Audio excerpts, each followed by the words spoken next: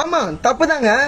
அவங்க உங்களுக்காக கேர் பண்ணது தப்புதான், அவங்க உங்களுக்காக பொசசிவா இருந்தது தப்புதான், அவங்க உங்களுக்காக தான் வீட்டுல இருக்க எல்லாரையும் நீங்க கேவலமா பேசி விட்டு கொடுத்தது எல்லாமே தப்புதான்.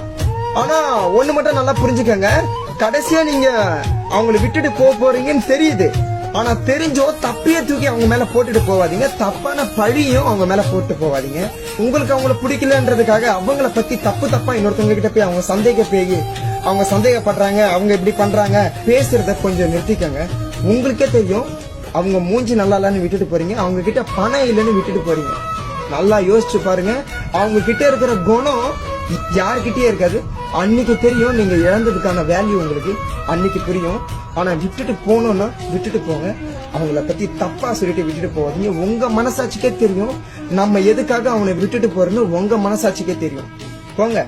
ஆனா யாருக்கிட்டே தப்பா மட்டும் அவங்களோட அன்பை கேவலமா பேசிட்டு போயிடாதீங்க. பிடித்திடும் வரம் ஒன்று கிடைக்க உயிருடன் வாழ்கிறேன்.